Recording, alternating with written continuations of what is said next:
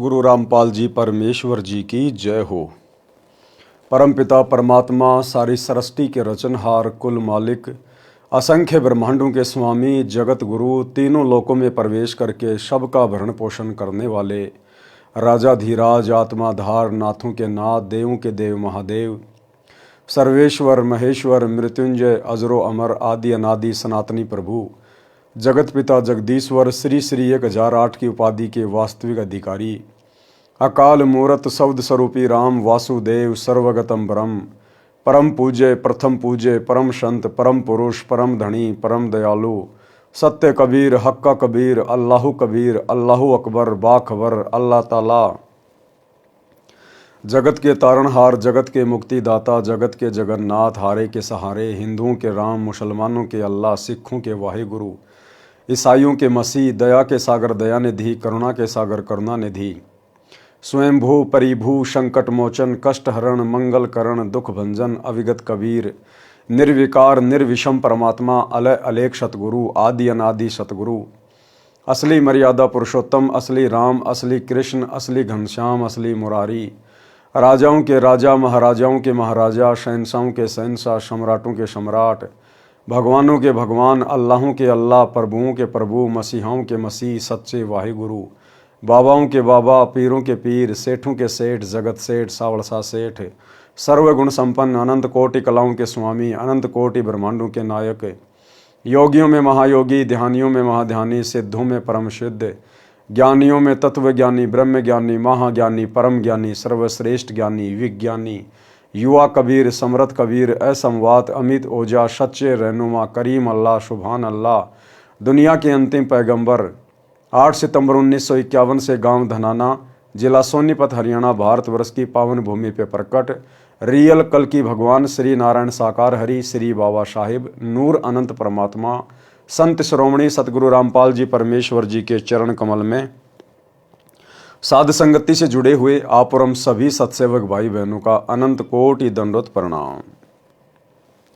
सत्साई भाई और बहनों, दया पूज्य गुरुदेव भगवान की, सतगुरु रामपाल जी परमेश्वर जी की, सारी सृष्टि के पालन पोषण कर्ता की, आप और हम सभी सत्सेवक भाई बहन पूज्य गुरुदेव जी के विशेष आशीर्वाद से अपनी आत्मा के कल्याण हेतु भक्ति मार्ग पर निरंतर मोक्ष प्राप्ति के लिए दृढ़ता के साथ आगे बढ़ रहे हैं। भाई और बहनों, पूज्य गुरुदेव जी के कर कमल से लिखित पवित्र पुस्तक मुक्ति बोध के ऊपर वीडियो बनाने की श्रृंखला जारी है। इस श्रृंखला में आज हमारा ये 29वें नंबर का वीडियो है। प्रत्येक वीडियो में गुरुदेव भगवान के आशीर्वाद से हमें कुछ न कुछ अध्यात्म से संबंधित अवश्य जानने और सीखने को मिलता है। आज की वीडियो में पूज्य गुरुदेव जी के आशीर्वाद से हम तैमूर लंग के जीवन पर प्रकाश डालेंगे। यानी गुरुदेव भगवान ने तैमूर लंग के विषय में जो कथा लिखी है, आज हम उसको समझने का प्रयास करेंगे। और परमेश्वर ने 3 लोक के भगवान श्री विष्णु जी से और स्वयं की तुलना करके हमें बताया है, समझाया है कि कबीर परमेश्वर जी ने तैमूर लंग की 1 रोटी खाकर 7 पीढ़ी का अखंड राज्य दे दिया, जबकि श्री कृष्ण जी ने सुदामा की 3 मुट्ठी चावल खाकर केवल उसका महल ही बनवाया था। और आज हमें इस तत्व ज्ञान की प्राप्ति के बाद ये भी पता चल गया कि सुदामा का वो महल भी श्री कृष्ण जी के रूप में कबीर परमेश्वर सतगुरु रामपाल जी भगवान ने ही विश्वकर्मा जी से बनवाया था। तो भाई और बहनों, करे करावे साइयाँ, मन में लहर उठा, दादू सरदर जीव के आप बगल हो जा। इस कबीर परमेश्वर सतगुरु रामपाल जी भगवान के अलावा इस सृष्टि में दूसरा कोई भी कर्ता धर्ता नहीं है। इन देवी देवताओं के रूप में या ब्रह्मा विष्णु महेश के रूप में यदि साधकों को थोड़ा बहुत कोई लाभ देता है तो वो भी कबीर परमात्मा ही देता है। जब ये देवी देवता ब्रह्मा विष्णु महेश भी विशेष संकट में होते हैं और जब आत्मा से अपनी रक्षा की पुकार करते हैं तो भाई और बहनों, इनके भक्ति आधार से, इनके पुण्य के आधार से ये कबीर परमात्मा सतगुरु रामपाल जी भगवान इनकी भी मदद करने के लिए प्रकट होता है। जैसे रावण का वध करते समय श्री रामचंद्र जी ने दुखी होकर रावण के वध के लिए परमात्मा से प्रार्थना की। 6 महीने हो गए थे श्री रामचंद्र जी को। विभीषण ने जब ये बता दिया था कि इसकी नाभि में अमृत कुंड है, जब तक वहाँ तीर नहीं लगाओगे तब तक ये मरेगा नहीं। परंतु 6 महीने हो गए थे श्री रामचंद्र जी को निशाना लगाते हुए, रावण की नाभि में निशाना भी नहीं लगा पा रहा था। अंत में थक हार कर रो रो कर परमात्मा से प्रार्थना की। तब इस कबीर परमेश्वर सतगुरु रामपाल जी भगवान ने श्री रामचंद्र जी की पुकार पर सूक्ष्म रूप बनाकर और रावण का वध किया।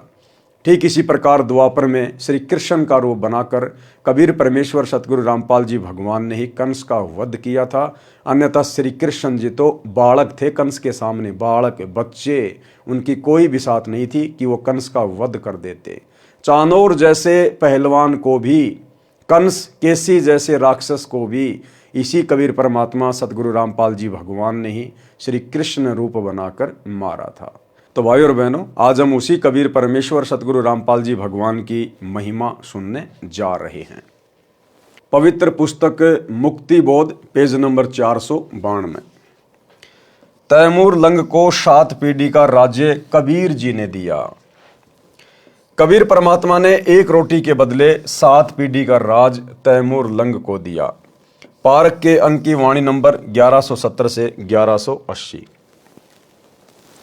गरीब दिल्ली अकबराबाद फिरी लाहौर कूंजात, रोटी रोटी करत है किने न बूझी बात।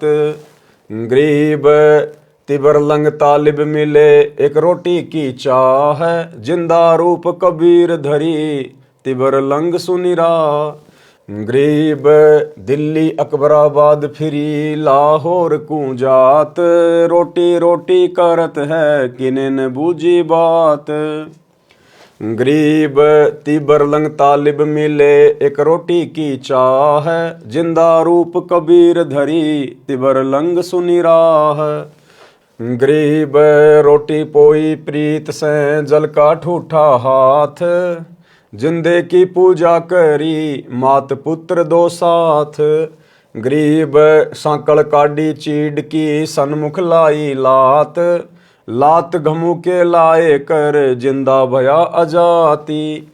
गरीब रोटी मोटी हो गई साग पतर विस्तार, 87 छिक गए पंडो जग जो नार। गरीब दुर्वासा पूठे पर कौरव दीन सराप, पंडो पद ल्यो लीन है कौरव तीनों ताप।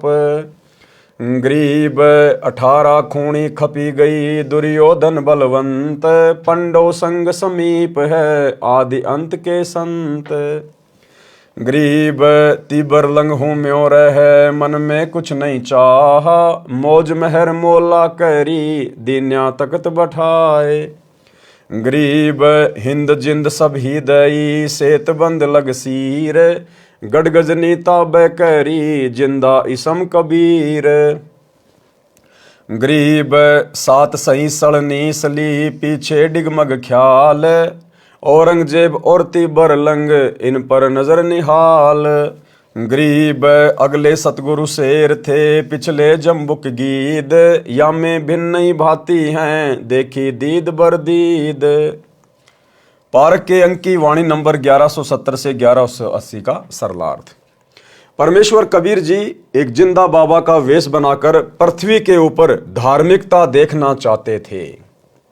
वैसे तो परमात्मा कबीर जी अंतर्यामी हैं, फिर भी संसार भाव बरतते हैं।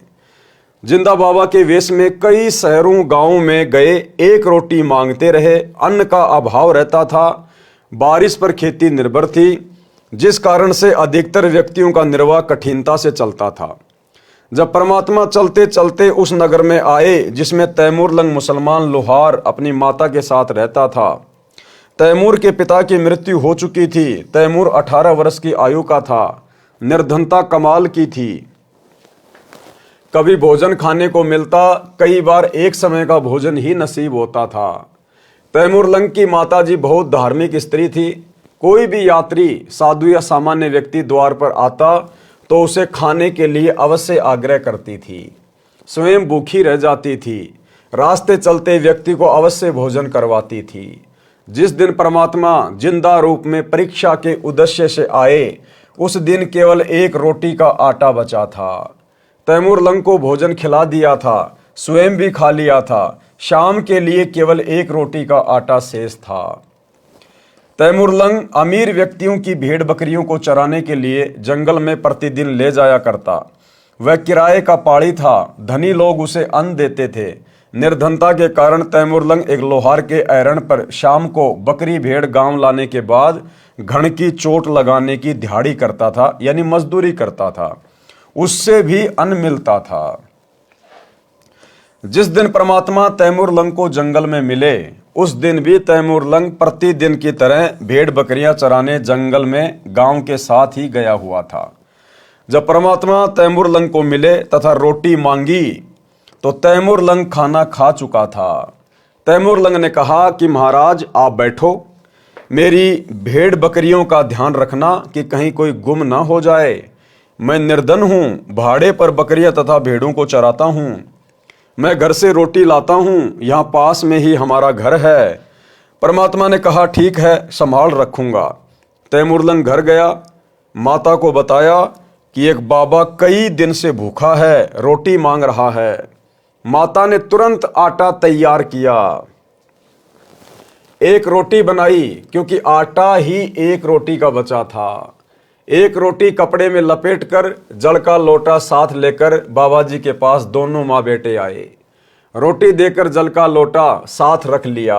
माता तथा बेटे ने बाबा जी की स्तुति की तथा माता ने कहा महाराज हम बहुत निर्धन हैं, दया करो, कुछ रोटी का साधन बन जाए। बाबा ने रोटी खाई, तब तक माई ने आंखों में आंसू भरकर कई बार निवेदन किया कि मेहर करियो दाता। और तैमूरलंग की माँ वो एक रोटी खाते खाते परमात्मा से कई बार अरदास कर चुकी थी कि हम बहुत गरीब हैं, बहुत निर्धन हैं।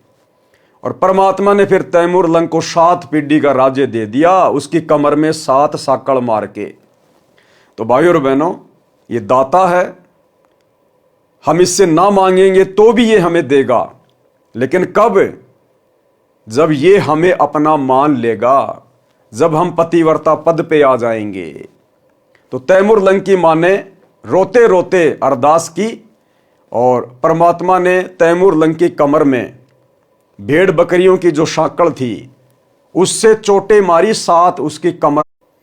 माई ने सोचा कि बाबा बड़ा पागल है, ये तो कोई पागल बाबा लगता है, हमारे घर में खाने को दाने नहीं और कह रहा तेरे को 7 पीढ़ी का राज दे दिया। तो तैमूरलंग की मां में केवल इतना ही दोष आया था, केवल इतना ही सोचा था, अविश्वास किया परमात्मा के वचन पर। इतने में परमात्मा अंतर ध्यान हो गए। तो आप और हम भगत भाई बहनों ने अपने परमात्मा के किसी भी वचन पर, भले हमारे समझ में आए ना आए, हमारे गले उतरे ना उतरे, लेकिन हमने दोष नहीं देखना। हमने केवल यही सोचना है कि हे परमात्मा, मैं 2 कौड़ी का जीव, मेरी छोटी बुद्धि है, आपकी बातें मेरी बुद्धि में समा नहीं रही, अन्यथा आप जो कह रहे हैं वो परम सत्य है। माता तथा बेटे ने बाबा की स्तुति की तथा माता ने कहा महाराज हम बहुत निर्धन हैं, दया करो, कुछ रोटी का साधन बन जाए। बाबा ने रोटी खाई, तब तक माई ने आंखों में आंसू भरकर कई बार निवेदन किया कि मेहर करियो दाता। बाबा जिंदा ने रोटी खाकर जल पिया। बकरी बांधने की साकड़ यानी बेल लेकर उसको तैमूरलंग की कमर में 7 बार मारा। चीड़ की सन की बेल थी, चीड़ को कामण भी कहते हैं। कामण की छाल का रस्सा बहुत मजबूत होता है। फिर लात मारी तथा मुक्के मारे। माता को लगा कि मैंने बाबा को बार बार बोल दिया, जिससे चिढ़कर लड़का पीट दिया। लेकिन जब परमात्मा अंतर ध्यान हो गए, उसके बाद में तैमूरलंग ने बताया अपनी माता को कि माता जी आपने बाबा के ऊपर अविश्वास नहीं करना चाहिए था। माता जी जब बाबा मुझे मार रहा था मुझे तो पता ही नहीं चल रहा था, मुझे तो कोई चोट ही नहीं लगी, मुझे तो महसूस ही नहीं हुआ जब बाबा मुझे साकड़ से मार रहा था। माई ने पूछा कि बाबा जी बच्चे ने क्या गलती कर दी, माफ करो, बच्चा है। परमात्मा बोले कि माई इस एक रोटी का फल तेरे पुत्र को 7 पीढ़ी का राज्य का वरदान दिया है। भाई और बहनों देखो, हमारे कॉमन सेंस ने काम करना चाहिए। आप और हम अब बालक नहीं हैं, बच्चे नहीं हैं, हम समर्थ के बच्चे हैं सतगुरु रामपाल जी भगवान के। सतगुरु ने तैमूर लंग की एक रोटी खाई थी, केवल एक रोटी, और एक रोटी के बदले 7 पीढ़ी का राज दे दिया, 7 पीढ़ी का। तैमूर लंग से औरंगजेब तक दिल्ली का राज, 7 पीढ़ी का राज एक रोटी के बदले। आज आप और हम भगत भाई बहन तो परमात्मा को पूरा भंडारा करवा रहे हैं, पूरा भंडारा। तैमूर लंग को और उसकी माता को नहीं पता था कि गीता जी अध्याय 3 श्लोक नंबर 13 में क्या लिखा हुआ है, किसको भोग लगाया जाता है। उन्होंने तो स्वाभाविक ही एक साधु समझ के उनको रोटी खिलाई थी। आप और हम तो अपने गुरु को परमेश्वर, पूर्ण ब्रह्म, परमात्मा समझकर और गीता अध्याय 3 श्लोक नंबर 13 के अनुसार भोग लगा रहे हैं प्रतिदिन विधि विधान अनुसार। तैमूर लंग की मां ने परमात्मा को भोग लगाते समय कोई भोग की आरती नहीं की थी। आज आप और हम भाई बहन भोग की आरती के साथ विधि विधान से भोग लगा रहे हैं। और तैमूर लंग की माता परमात्मा की शरण में नहीं थे। आप और हम तो शरण में हैं, शत भक्ति मंत्रों का जाप कर रहे हैं। जिस दिन धन देने की बात आएगी उस दिन परमात्मा आप और हमें क्या नहीं दे देगा। देवताओं का राजा इंद्र भी आंख फाड़ता रह जाएगा। लेकिन भाई और बहनों, यह कलयुग की बिचली पीढ़ी का समय है। परमेश्वर हमें जानबूझकर नहीं दे रहा, जानबूझकर, क्योंकि परमेश्वर हमें इस नकली लोक का नकली धन नहीं देना चाहता। इस सेवा भाव के बदले, इस भक्ति के बदले परमात्मा हमें शतलोक का अखंड सुख, अखंड राज्य देना चाहता है। अन्यथा जो सेवा बंदगी आप और हम भाई बहन अपने गुरु को परमात्मा मान के कर रहे हैं उन्हीं के आशीर्वाद से, इसके बदले तो परमात्मा ब्रह्मा विष्णु महेश के राज्य जैसे असंख्य राज्य हमें दान में दे सकता है, भीख में दे सकता है। यह परमात्मा आप और हमारे भक्ति भाव से परमात्मा इतना प्रसन्न है, जो कलयुग की बिचली पीढ़ी में हमने गुरु रूप में परमेश्वर को पहचान लिया, घर घर आश्रम बना दिए, प्रतिदिन परमात्मा को भोग लग रहा है। क्या नहीं दे दे परमात्मा। तो जो भाई बहन थोड़ी बहुत निर्धनता की हालत में है, गरीबी की हालत में है, अपने मन में कभी दोष भी मत लेके आना सम्मान की तरह। काश मेरे पास में धन होता, काश मैं भी अमीर होता, बढ़िया परमात्मा का बेड लाता, बढ़िया परमात्मा को भोग लगाता। इस प्रकार की कोई कामना भी मत करना अपने मन में। जैसा है वैसा करते रहो, बस अपने भाव शुद्ध रखो। साधु भूखा भाव का, धन का भूखा नहीं। और फिर आने वाले समय में जब वो ठीक का समय आएगा, परमात्मा उचित समझेगा, हमें परमात्मा यहां के भी सर्व सुख देगा, सर्व सुख, और अंत में मोक्ष भी देगा। तो भाई और बहनों, हमने अपने परमात्मा से वैसे तो डिमांड करनी नहीं चाहिए। जैसे गुरुदेव कहते हैं ना कि अगर भगवान से मांगना है तो इतना मांगो कि साईं इतना दीजिए जामे कुटुंब समाए, हम भी भूखे ना रहें साधु ना भूखा जाए। हमने तो इस कलयुग की बिचली पीढ़ी में इतना भी नहीं मांगना। अरे यदि हम सत भक्ति कर रहे हैं, गुरु को परमात्मा मान रहे हैं, तो उसका विधान है बिना मांगे देगा।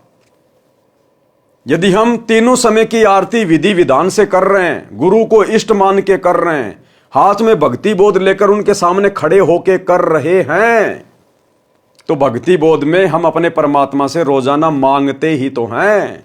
गरीब उत्तम कुल करतार दो, द्वादश भूषण संग, रूप दरवे दो, दया करो ज्ञान भजन सत्संग, शील संतोष विवेक दो, दया अक्षमा इकतार, भाव भक्ति वैराग्य दो, नाम निरालम सार, योग युक्ति स्वास्थ्य जगदीश दो, सूक्ष्म ध्यान दयाल। तो सुबह के नित्य नियम से लेकर दोपहर की आरती और संध्या आरती, हम इसमें परमात्मा की महिमा भी करते हैं। हम परमात्मा से आवश्यक वस्तुएं मांगते भी हैं, भक्ति भाव भी मांग रहे हैं। तो यदि हम विधि विधान से भक्ति करेंगे तो हमारा गुरुदेव भगवान, हमारा परमात्मा गूंगा बहरा नहीं है, ये अंतर्यामी परमात्मा है। ये फिर अपने विधि विधान अनुसार बिन मांगे देगा, बिन मांगे। यदि हमने आम का पेड़ लगा दिया और यदि उसकी देखभाल कर रहे हैं तो समय आने पर आम का पेड़ आम ही देगा। और इतने देगा, हम भी खाएंगे, पड़ोसी भी खाएगा, रिश्तेदार भी ले जाएंगे, फिर भी लदपद रहेंगे। तो इस कलयुग की बिचली पीढ़ी में तो भक्तों ने अपने गुरुदेव भगवान से मांगना भी नहीं है। अगर मांगना भी है तो परमात्मा ने बताया कि भक्ति दान मोय दीजियो देवन के देवा हो, उसमें सब कुछ आ गया, हमने सब कुछ मांग लिया। हमें गुरुदेव भगवान सत्संग में सुनाते हैं कि एक सास और बहू का अक्सर झगड़ा रहता था। अब उस सास ने उस लड़की के पिता को बुला लिया। तो लड़की का पिता आया और बोला, जी क्या बात है, किस बात का झगड़ा है? तो लड़की की सास कहने लगी कि आपकी बेटी किसी चीज को छोड़ती नहीं है, किसी चीज को नहीं छोड़ती है। घी ये खा जाती है, दही ये खा जाती है, मलाई ये खा जाती है, ये किसी चीज को छोड़ती नहीं घर में। तो लड़की के पिता ने कहा कि बेटी तू एक काम किया कर, छिक के दूध पी लिया कर, जितना दूध पिया जाए तो उतना दूध पी लिया कर बेटा। दूध में दही भी आ गया, मलाई भी आ गई, घी भी आ गया। तो इसी प्रकार भाई और बहनों, हम यदि मर्यादा में रह के भक्ति करेंगे, गुरुदेव को प्रसन्न करेंगे, तो भाई और बहनों हमें अलग से मांगने की कुछ आवश्यकता ही नहीं पड़ेगी। अगर हम परमात्मा से केवल भक्ति मांगेंगे कि भक्ति दान मोय दीजियो देवन के देवा हो, ये अंतर्यामी हमें हर आवश्यक जायज वस्तु देगा जिस समय हमें उसकी आवश्यकता पड़ेगी, और नाजायज ये बिल्कुल नहीं देगा। उस आत्मा को तो बिल्कुल भी नहीं देगा नाजायज वस्तु जिस आत्मा का परमात्मा ने इसी जन्म में मोक्ष करना होगा। इसलिए हमने अपने गुरुदेव भगवान की रजा में राजी रहते हुए, जैसा भी परमात्मा ने हमें घर परिवार दिया है, संपत्ति दी है, हमने उसी में प्रसन्न रहकर गुरु जी का प्रसाद मानकर खुशी खुशी अपनी भक्ति पे लगे रहना है। जब देने का समय आएगा परमात्मा इतना दे देगा, आप और हमने हाथ जोड़ने पड़ जाएंगे कि परमात्मा इससे ज्यादा नहीं। तो हमने अपने गुरु पर विश्वास रखना चाहिए। परमात्मा बोले कि माई, इस एक रोटी का फल तेरे पुत्र को 7 पीढ़ी का राज्य का वरदान दिया है। जो 7 बार बेल यानी सांकड़ मारी है, जो लात तथा मुक्के मारे हैं, ये इसका राज्य टुकड़ों में बढ़ जाएगा। माई को लगा कि बाबा पागल है, अब गुरुजी के प्रति दोष आ गया, परमात्मा के प्रति, साधु की बात के प्रति दोष आ गया। माई को लगा कि बाबा पागल है, रोटी शाम की भी नहीं है और कह रहा है तेरा बेटा राज करेगा। माई विचार ही कर रही थी कि बाबा जिंदा अंतर ध्यान हो गया।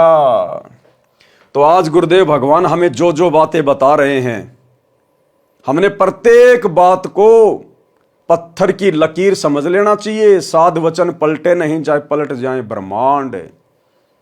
कि बच्चों, अगर मर्यादा में रहकर अंतिम श्वास तक भक्ति करते रहे तो इसी जन्म में तुम्हारा मोक्ष पक्का है। तो यह सतगुरु का वचन है। यदि हम सतगुरु की मर्यादा के अनुसार भक्ति करते रहे तो सतगुरु का वचन निष्फल नहीं हो सकता। हमारा अगला कदम सतलोक में ही होगा।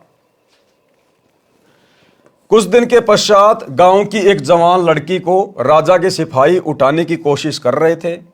वे राजा के लिए विलास करने के लिए ले जाना चाहते थे।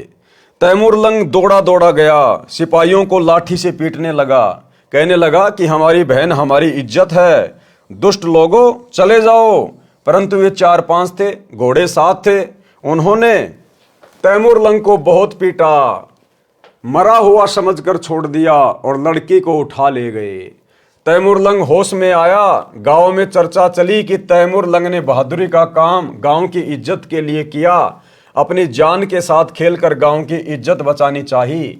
गांव के प्रत्येक व्यक्ति की हमदर्दी का पात्र बन गया। ये भी कोई परमात्मा की रजा थी उसके ऊपर। एक रात्रि को सौपन में बाबा जिंदा तैमूर लंग को दिखाई दिया और बोला कि जिस लुहार के एरण पर शाम को नौकरी करता है उसके नीचे खजाना है, तू उस स्थान को मोल ले ले। मैं उस लुहार के मन में बेचने की प्रेरणा कर दूंगा। क्रय करावे साइयां मन में लहर उठा। जब परमात्मा ने अपने भगत के लिए कुछ करना होता है तो दोनों तरफ परमात्मा ही प्रेरणा करता है, सारे रास्ते खुल जाते हैं। मैं उस लोहार के मन में बेचने की प्रेरणा कर दूंगा, 2 महीने की उधार कह देना। तैमूर लंग ने अपना सपना अपनी माता जी को बताया। जो जो बात परमात्मा से हुई थी माता जी को बताई। माता जी ने कहा, बेटा बाबा जी मुझे भी आज रात्रि में स्वप्न में दिखाई दिए थे, कुछ कह रहे थे, मुझे स्पष्ट नहीं सुनाई दिया।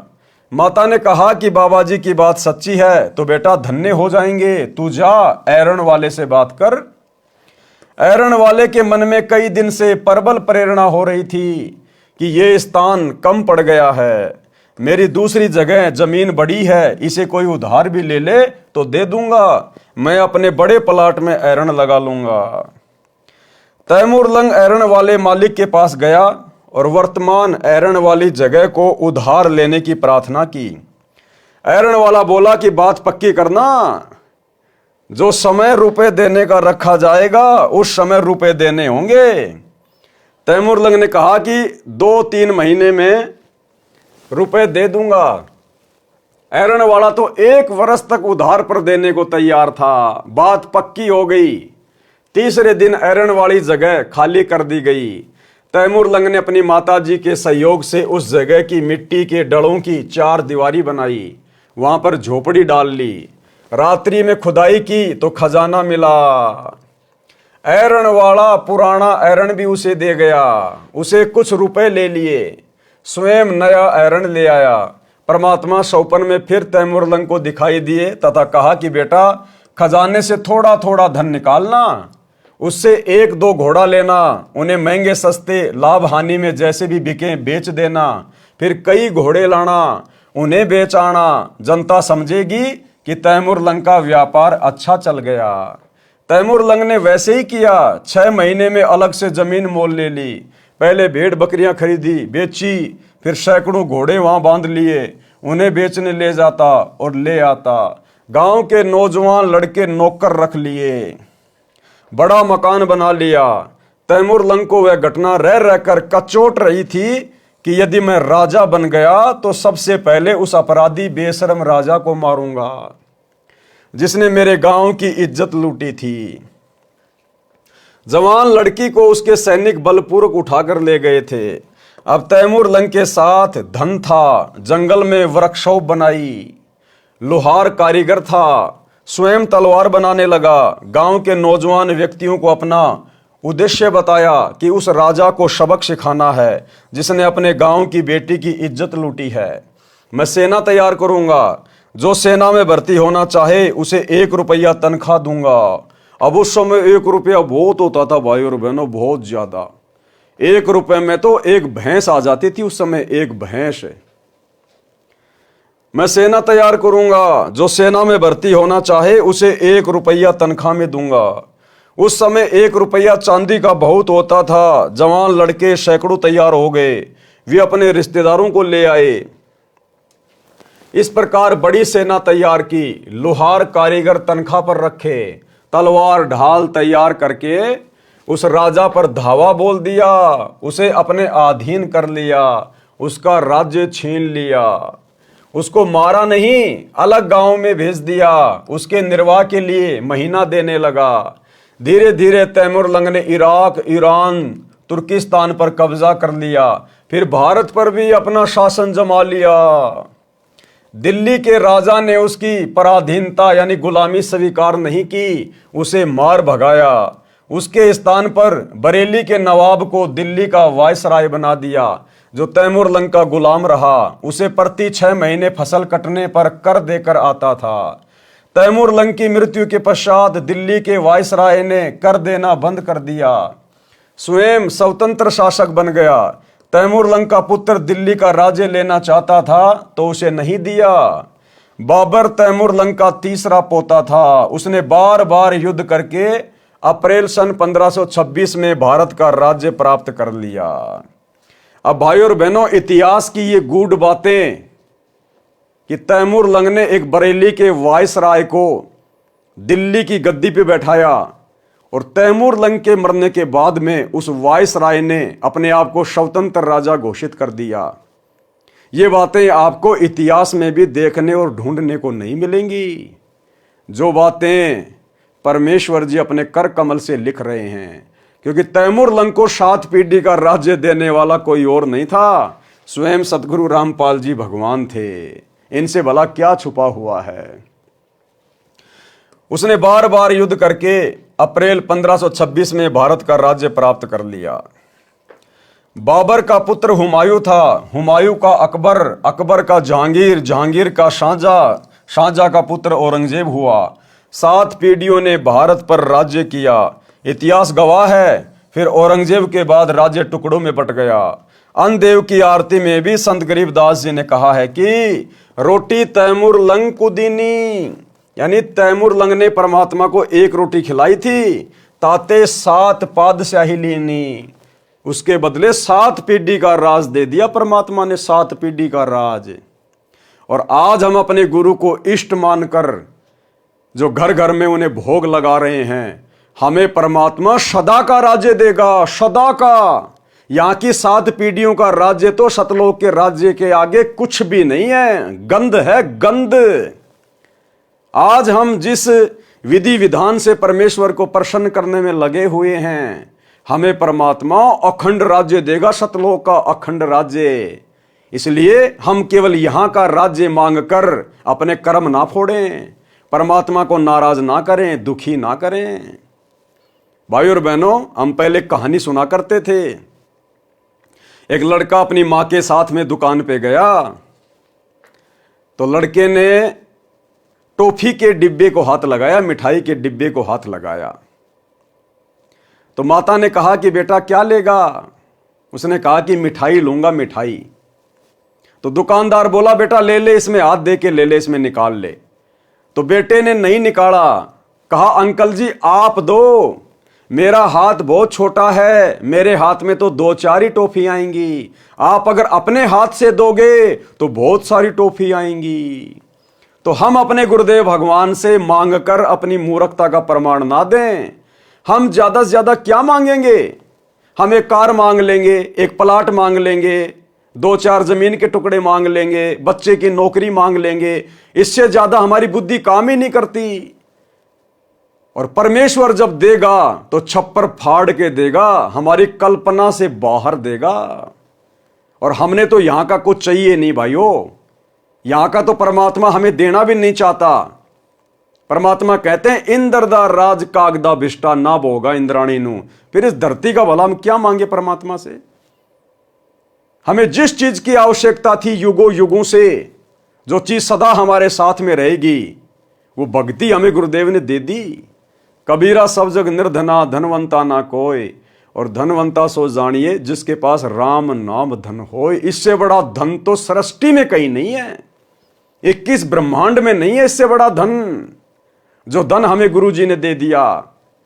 परमात्मा कहते हैं गुरु समान दाता नहीं, याचक शिष्य समान, और 3 लोक की संपदा सो गुरु दीनी दान। ये जो सतनाम है, जो प्रथम नाम है, जो भक्ति है, भक्ति में सब कुछ आ जाता है। ये हमें परमात्मा ने दान में दे दी। ये 3 लोक की संपदा से भी बड़ी संपत्ति है।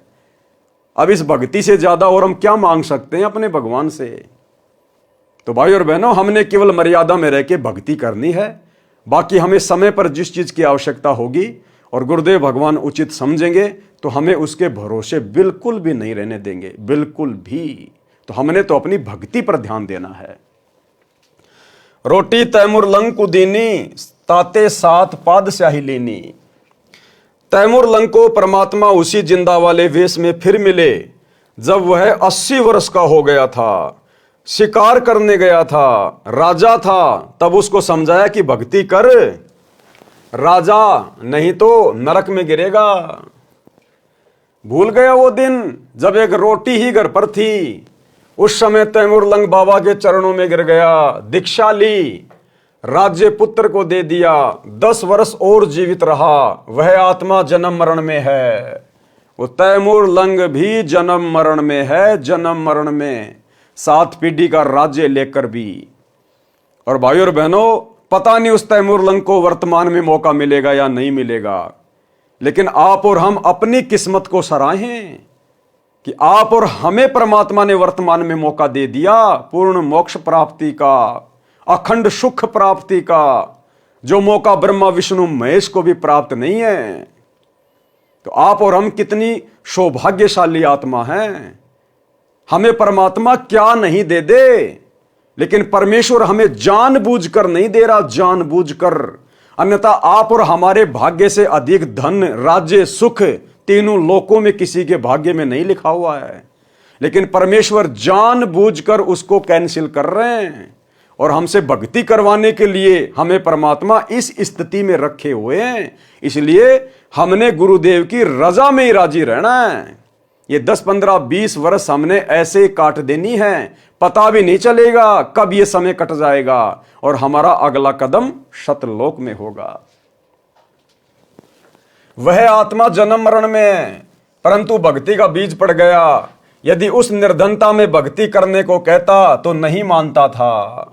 परमात्मा कबीर जी ही जानते हैं कि काल की जकड़ से कैसे जीव को निकाला जा सकता है। वाणी नंबर 1180 का सरलार्थ। धर्म यानी मजहब कोई भी है, जो उसके प्रवर्तक होते हैं वे साफ सुथरे शवच व्यवहार के होते हैं। धर्म कर्म वाले परमात्मा से डरने वाले होते हैं, बाद में केवल दिखावा रह जाता है। इसका ध्यान देकर देखा जा सकता है, यही होता है, इस बात में कोई अंतर नहीं है। सतगुरु फिर से धर्म को सुधारता है, सत्य साधना पर लगाता है। लेकिन जब सतगुरु इस धरती से पलायन कर जाएंगे जिस रूप में आज आए हुए हैं, उसके बाद ये मार्ग भी धीरे धीरे गंदा होना शुरू हो जाएगा। जब तक सतगुरुदेव भगवान धरती पर हैं, परमात्मा इस भक्ति को परवान चढ़ाएंगे। लेकिन जिस दिन सतगुरु रामपाल जी भगवान इस पृथ्वी लोक से संत रूप में चले जाएंगे सतलोक, उसके बाद भाइयों और बहनों मोक्ष की कोई कामना मत करना। उसके बाद तो केवल मनुष्य जन्म मिलेंगे इस भक्ति के प्रतिफल में। तो हमने तो सिर धड़ की बाजी लगा देनी है। कोशिश है सतगुरुदेव के रहते सहते हमारा शरीर छूट जाए, हम सतलोक चले जाएं। अन्यथा हमने मर्यादाओं पर इस कदर कुर्बान हो जाना है कि हम टूट जाएं, लेकिन मर्यादा ना टूटे। अगर गुरुदेव भगवान के सतलोक जाने के बाद यदि हमारी मर्यादा टूट गई तो भाइयों और बहनों फिर मर्यादा शुद्ध करने वाला कोई धरती पर दूसरा नहीं है। तो सबसे अच्छा चांस है कि गुरुदेव भगवान के रहते सहते भक्ति करके उनको प्रसन्न करके हम यहां से पलायन कर जाएं। बाद में तो बाद ही है। दान धर्म करने से लाभ। पारक के अंक की वाणी नंबर 1181 से 1248। गरीब पिछला टाका रह गया, उतरया हुक्म हजूर, तिम्बरलंक हो कौन है, आए मौलवी रूम। अब ये तैमूरलंक कौन था? ये पिछले जन्म में ये रूमी नाम का एक मौलवी था। तैमूरलंक की जो आत्मा है ये उस पिछले जन्म में एक रूमी नाम का मौलवी था। गरीब गाड़ा अटकिया कीच में, ऊपर बैठे तिम, बेलनहारा राम है, धोरी आप धर्म। गरीब धर्म दस्कत है नहीं, धसके तीनों लोक, खैरायत में खैर है, कीजे आत्म पोष। गरीब धर्म बिना ऐसा नरा, जैसी बंजा नार, बिंदी न्या पावे नहीं, सुनहा भया गवार। गरीब साधु संत से ये नहीं, करी न अन की साट, कुत्का बैठा कमर में, हो गया बार बाट। गरीब धर्म बिना धापे नहीं, यो प्राणी परपंच, आस बिरानी क्यों करे, दिया हो तो संच। गरीब धर्म किया बलि राय को, ठाणी इकोत्री जग, तहां 52 अवतार धरी, लिए समूचे ठगी। गरीब कंपे स्वर्ग समूल, सब ऐसी यग आरंभ, आसन सुरपति के डीगे, पान अपान सांब। गरीब हवन किए हरिहेत से, जप तप संयम साध, बलि के 52 आईया, देखा अगम अगाध। गरीब एक यज्ञ है धर्म की, दूजी यज्ञ है ध्यान, तीजी यज्ञ है हवन की, चौथी यज्ञ प्रणाम। गरीब 4 वेद का मूल सुन, समसम वेद संगीत, बलि को ये चारों करी, 52 उतरे प्रीति। गरीब अमर किए आसन दिए, सिंहासन सुरपति, ऐसी जगी जगदीश की, ताही मानियो सत्य। गरीब दान दिए देही मिले नर स्वरूप निर्वाण, भूख बाकड़ा देते ही चकवे भये निशान। गरीब नाम सरीखा दान है दान सरीखा नाम, सुन ही को भोजन दिया तिन छिके बलि जाव। गरीब बुढ़िया और बाजीद जी सुन ही के आनंद, रोटी चारों मुक्ति है कटे गले के फंद। गरीब राजा की बांधी होती रोटी देत हमेश, चक्र भय दऊं दिशा जीते जंग नरेश। गरीब इंद्र भय हैं धर्म से यज्ञ है आदि जुगादि, शंख पचायन जद बजे पंच गिरासी साध। गरीब सुपच संग सब करत है नीच जाति बिश्चूक, पौमी भिक्षी सुरग सब खिले न पर्वत रूख। गरीब कनी कनी बाजा सब सुन्या पंच टेर क्यों दीन, द्रौपदी के दुर्भाव है तास भय मुस्कीन। गरीब करी द्रौपदी दिल मंजना सुपच चरण पी धोए, बाजे शंख सर्व कला रहे आवाज गोए। गरीब द्रौपदी चरणा अमृत लिए सुपच शंख नहीं कीन, बाजा शंख असंख दुनी गण गंधर्व ल्योलीन। गरीब सुनी शंख की टेर जिन हृदय भाव विश्वास, जोनी संकट ना पड़े होसी गर्भ न तराश। गरीब दान अभय पद अजर है नहीं दुई दुर्भाव, जग करी बल राय को बावन लिए बुलाए। गरीब दिया दान दादीच को पांसों तनक ध्यान, 33 कुरनसी करे हो गए पद परवान। गरीब दान वित्त समान है टोपी को पिन टूक, या से लघु क्या और है साग पत्र दई भूख। गरीब पीताम्बर को पारी करी द्रौपदी दिनी लीर, अंधे को पिन कसी धनी कबीर बधाए चीर। गरीब देना जग में खूब है दान ज्ञान परवेश, ब्रह्मा को तो जग करी बतलाई है शेष। गरीब दान ज्ञान ब्रह्मा दिया सकल सृष्टि के माही, सूम डूम मांगत फिरे जिन कछु दिन्या नाई। गरीब दान ज्ञान प्रणाम करी होम जो हरि के हेत, यज्ञ पंचमी तुझ कहूँ ध्यान कमल सुरसेत। गरीब धर्म कर्म जग कीजिए कुएं बाय तालाब, इच्छा अस्थल स्वर्ग सुग सब पृथ्वी का राव। गरीब भूख्या भोजन देत है कर्म यज्ञ जो नार, 100 गज फीलों चढ़त हैं पाल की कंद कहार। गरीब कुएं बाय तलावड़ी बाग बगीचे फूल, इंद्रलोक गण कीजिए परी हिंदोलों झूल। गरीब जति सती इंद्री दमन बिन इच्छा बाटंत, काम धेनु कल्प वृक्ष पद तास बार दूजंत। गरीब स्वर्ग नंदनी दर बंदे बिन इच्छा जो नार, गण गंधर्व और मुनि जन तीनों लोक अधिकार।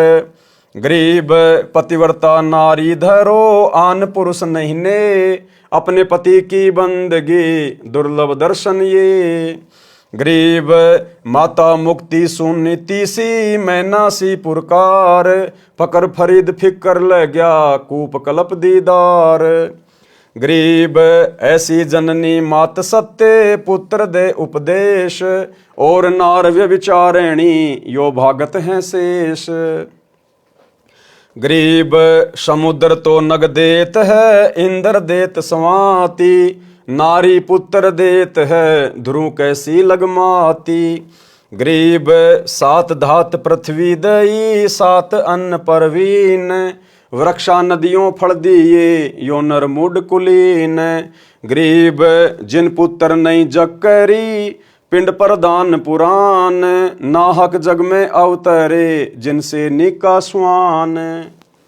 गरीब बिना धर्म क्या पाइए 14 भवन विचार, चमरा चूक्या चाकरी स्वर्ग हूँ में बेकार। गरीब स्वर्ग स्वर्ग सब जीव कहें स्वर्ग माही बड़ दुख, जहाँ 84 कुंड है थंब बले ज्यों लोक।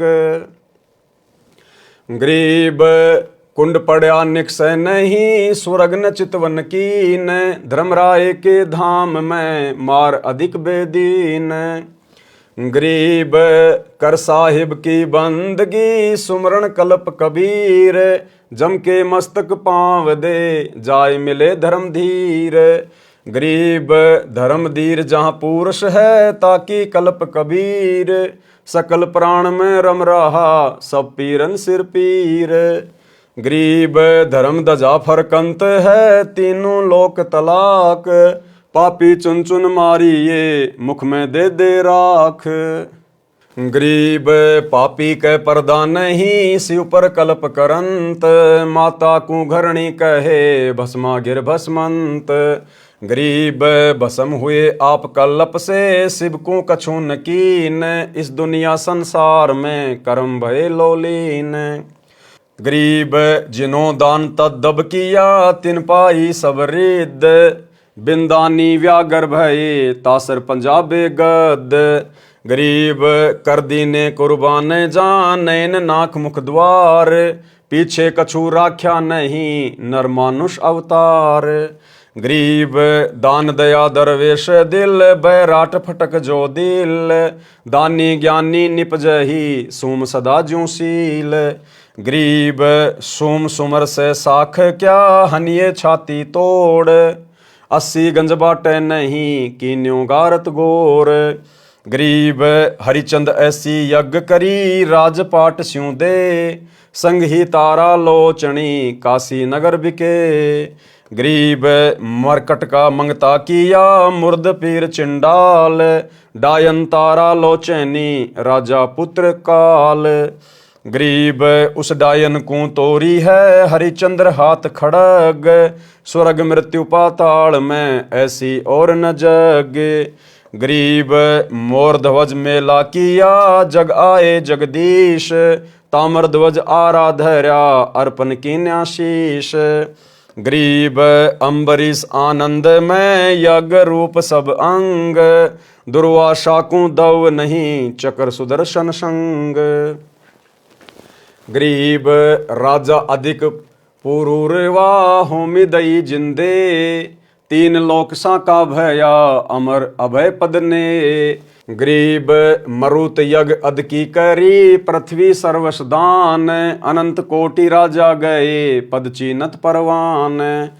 गरीब नगरपुरी भद्रावती, जोब नाद का राज, श्याम करण जिसके बंद्या खूहनी अनगत साज। गरीब गए भीम जहाँ सारथी, श्याम करण को लेन, भारत करी घोरा लिया तास यज्ञ तहाँ देन। गरीब गोरख जोगी ज्ञान यज्ञ करी, तत्वेता तरबीत, सतगुरु से भेटा नहीं हो गए शब्दातीत। गरीब सेव सम्मन जग करी, शीस भेद कर दीन, सतगुरु मिले कबीर से शीस चढ़े फिर सीन। गरीब यज्ञ करी जैसी करी, ऐसी करे न कोय, 9 लख बोडी बिस्तरी केसव केसव होए। गरीब यज्ञ करी रैदास को, धरे 700 रूप, कणक जनेऊ काडिया पात स्या जा भूप। गरीब तुलाधार को जग करी, नाम देव परवान, पलरे में सब चढ़ गए उठा नहीं अमान। गरीब पीपा तो पद में मिला, कीनी यज्ञ अनेक, बूझा चंदोआ बेग ही अवगत सत्य अलेख। गरीब तिमर लंग तो जग करी, एक रोटी रस रीति, बिंदीनी नहीं पाई ये दान ज्ञान से प्रीति। अब परमेश्वर ने इन तमाम वाणियों में दान धर्म करने का प्रतिफल बताया है कि किस प्रकार से तो हमें दान धर्म करना चाहिए और किन परिस्थितियों में किए गए दान धर्म का परमात्मा फिर भगत को खुलकर परिणाम देता है। और दान करने से क्या मिलेगा, दान की कितनी महत्वता है और दान किसको दिया जाता है, सुपात्र को या कुपात्र को। सरलार्थ, इन वाणियों में दान पुण्य करने का ज्ञान है। बताया है कि जो दान नहीं करते उनका भविष्य नरक बन जाता है। दान धर्म के अनुष्ठान यानी धर्म यज्ञ व अन्य यज्ञ करने से भक्ति ऐसे सफल होती है जैसे खेत में किसान बीज बोकर बाद में समय समय पर सिंचाई करता है, जिससे बीज उगता है, पौधा बनकर अन्न देता है। इसी प्रकार भक्ति मार्ग में नाम तो बीज है और जो यज्ञ हैं, धर्म यज्ञ, ध्यान यज्ञ, हवन यज्ञ, प्रणाम यज्ञ और ज्ञान यज्ञ, जो हम भगत भाई बहन प्रतिदिन अपने घरों पे करते हैं, पांचों यज्ञ। प्रतिदिन सत्संग सुनना ज्ञान यज्ञ, सत्संग को ध्यान से सुनना ध्यान यज्ञ, यानी तीनों समय की आरती यदि हम ध्यान से करते हैं, सत्संग ध्यान से सुनते हैं, तो हमारे दो यज्ञ बन जाते हैं, ज्ञान यज्ञ और ध्यान यज्ञ। हम गुरुदेव भगवान को प्रतिदिन दंडवत प्रणाम करते हैं। अगर हम निरअभिमानी होकर, निष्कपटी होकर, गुरु को परमेश्वर मानकर और जो विधि गुरुदेव ने बताई दंडवत प्रणाम करने की, यदि हम उस विधि से दंडवत प्रणाम करते हैं तो प्रतिदिन हमारा वो प्रणाम यज्ञ हो जाता है। हवन यज्ञ, आप और हम सभी भगत भाई बहन गाय या भैंस का देसी घी और खड़ी बत्ती का दीपक जलाते हैं, वो हमारा हवन यज्ञ। तो 4 यज्ञ हो गई, ज्ञान यज्ञ, ध्यान यज्ञ, प्रणाम यज्ञ, हवन यज्ञ, और 5वीं यज्ञ धर्म की। हम सभी भगत भाई बहन आज अपने गुरुदेव भगवान की गैर हाजिरी में प्रतिदिन अपने गुरुदेव भगवान को घर पर भोग लगा रहे हैं। ये हमारा सबसे बड़ा धर्म यज्ञ है। इसके उपरांत यदि साथ संगति में कोई सेवा चलती है, सभी भाई बहन मिलकर अपने सामर्थ्य के अनुसार सहयोग करते हैं, वो भी हमारा धर्म यज्ञ में गिना जाता है। और जब हमारे गुरुदेव भगवान हमारे समक्ष होंगे, उस समय हम सभी भगत भाई बहन अपने सामर्थ्य से बढ़कर उनके चरणों में अपने आत्म कल्याण के लिए दान धर्म करेंगे, फिर वो हमारा धर्म यज्ञ होगा। आपके घर पर कोई भगत भाई बहन आ गए, आपने उनको प्रेम से भोजन भंडारा करवा दिया, वो आपका धर्म यज्ञ हो गया। कहीं साथ संगति है, कहीं समागम है, वहां पर आपने अपना सहयोग कर दिया, आटा, दाल, चावल, चीनी, कुछ भी, वो आपका धर्म यज्ञ हो गया। लेकिन वो जगह सही होनी चाहिए। जैसे आज वर्तमान में हमारे गुरुदेव भगवान इसार जेल में बैठे हुए हैं, और यदि हम उन आश्रमों में जा जाके और जो दान धर्म का पैसा अपने गुरुजी को देना चाहिए, सुपात्र को देना चाहिए, ज्योति पाठ और दान का पैसा, वो यदि हम गुरु की गैर हाजिरी में किसी थर्ड पर्सन को देते हैं, किसी भगत को देते हैं, तो भाई और बहनों, वो कुपात्र को दिया गया दान माना जाता है, कुपात्र को। इसलिए हम भगत भाई बहनों ने वर्तमान कलयुग की बिचली पीढ़ी में केवल राजा जनक की तरह भावनाओं में बहकर अपनी भक्ति का सत्यानाश नहीं करना। आज यदि हम अपने गुरुदेव के हाथों में दान धर्म नहीं कर पा रहे हैं, तो इस बात का तो गुरुदेव को भी पता है कि जेल में आके थोड़े ना देंगे, और जेल में इनसे ज्योति पाठ का पैसा लेके मैं क्या करूंगा। तो आज तो हमारे सामने ऐसी विशेष परिस्थितियां पैदा हो रखी हैं, तो ऐसी परिस्थितियों में यदि हम दान धर्म नहीं कर पाते हैं तो हमें दोष नहीं लगता। ऐसी परिस्थितियों में हम ज्ञान को आधार बनाकर मर्यादा में रहकर भक्ति करें। अन्यथा साधु भूखा भाव का, धन का भूखा नहीं। परमात्मा हमारे धन का भूखा नहीं है, हमारे ज्योति पाठ के पैसों का भूखा नहीं है। वो मालिक है जिसने 21 ब्रह्मांड इस काल को भीख में दे रखा है, दान में दे रखा है, वो हमारे 10, 15, 20, 50 हजार लाख रुपए का भूखा नहीं है। और जो हम अपने गुरुदेव को देते हैं, वो भी तो हमें गुरुदेव ने दिया है। हमारे संस्कारवश जैसे भी कोई नौकरी है, कोई काम धंधा है, कोई व्यापार है, कोई बिजनेस है, वो भी तो उसी ने दिया हुआ है। उसी की रजा से कमा कमा के हम उनको दे रहे हैं। जो गुरुदेव धर्म में लगाते हैं, हमारे उससे पुण्यों में वृद्धि होती है। तो ये कलयुग की बिचली पीढ़ी है भाई और बहनों, हमने जोश में आकर अपना होश नहीं खोना है।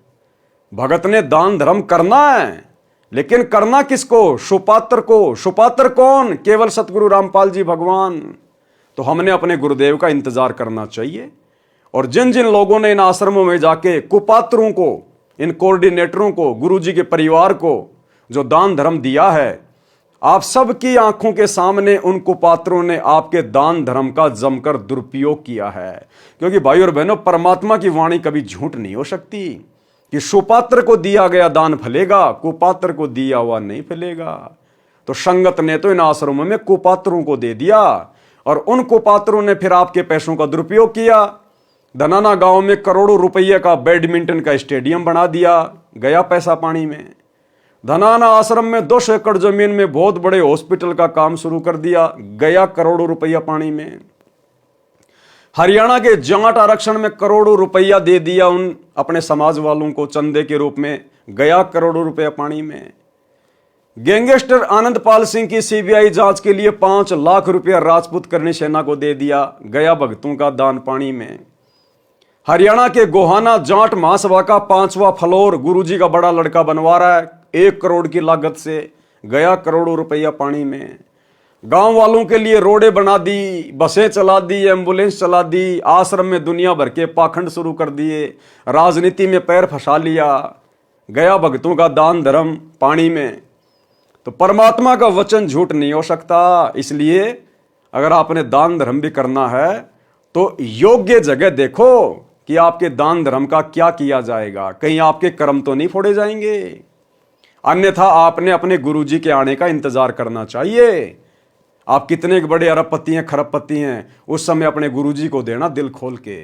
उनकी गैर हाजिरी में कुपात्रों को देके अपने कर्म मत फोड़ो, ये परीक्षा का समय है। परमात्मा हर पॉइंट पर हमारी परीक्षा लेगा, हर पॉइंट पर, कि मैंने इनको 30 साल से क्या समझाया कि गुरु बिन माला फेरते, गुरु बिन देते दान, गुरु बिन दोनों निष्फल है, चाहे पूछो वेद पुराण।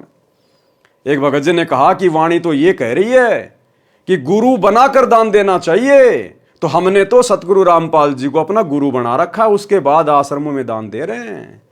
भैया अच्छी बात है, लेकिन गुरु ने यह कब कहा कि गुरु बनाने के बाद फिर तुम कुपात्रों को आंख बंद करके दान दे दो?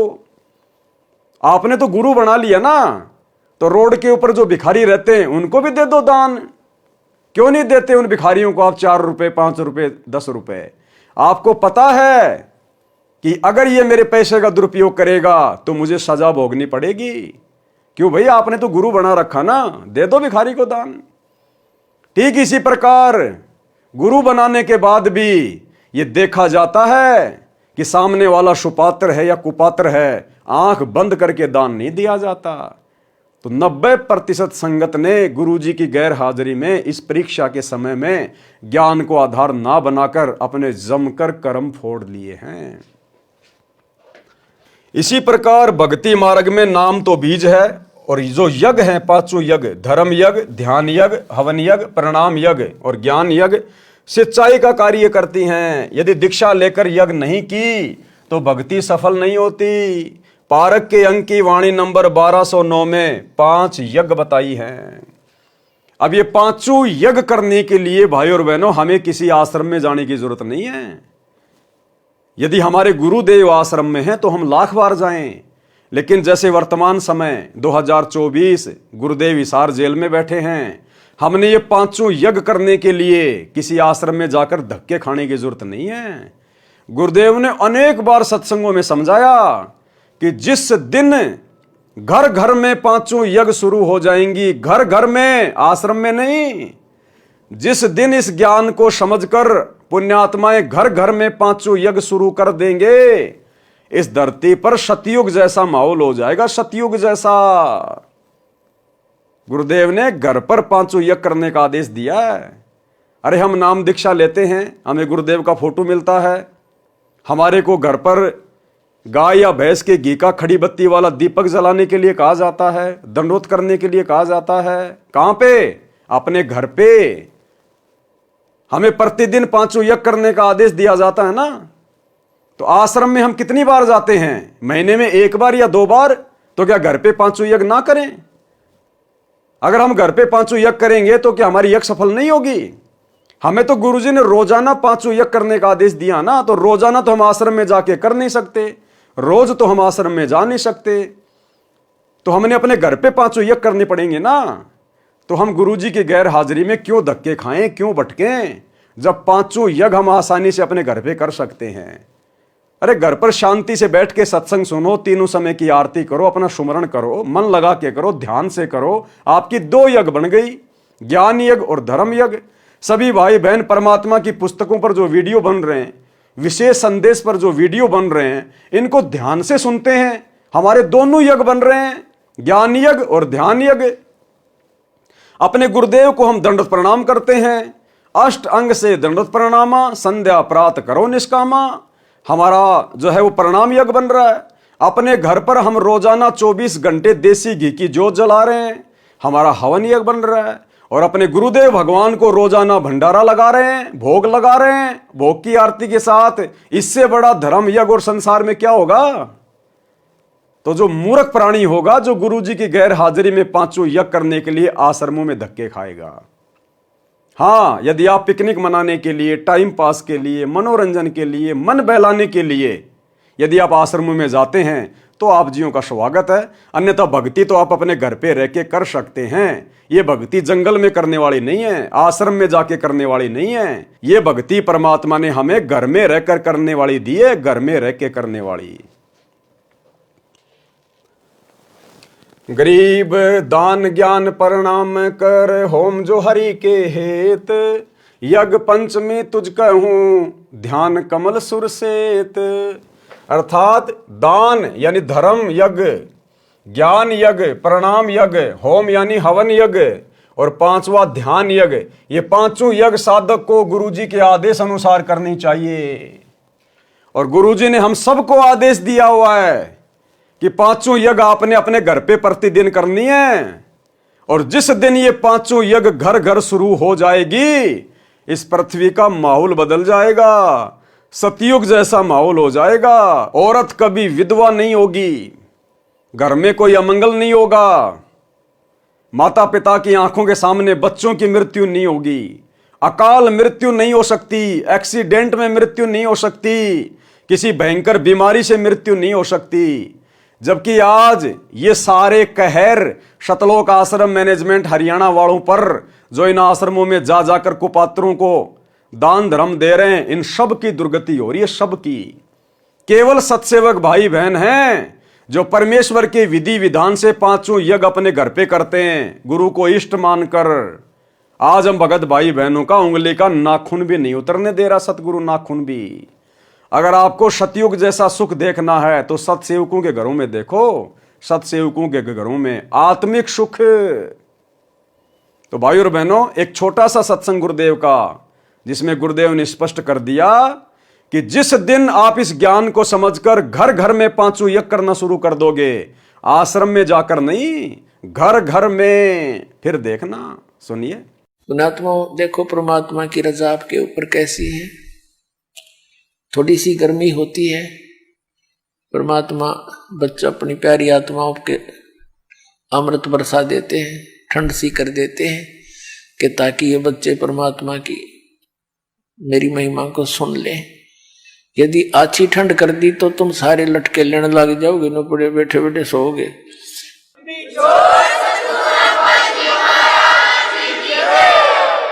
तो जितनी आवश्यकता है उतना ही अपने बच्चों को डोज देंगे। और पुण्यात्माओं, यदि जिसमें पूरा विश्व इस सत भक्ति को स्वीकार करके और अपने अपने घरों में ये पांचों यज्ञ किया करेगा। और पुण्यात्माओं, यदि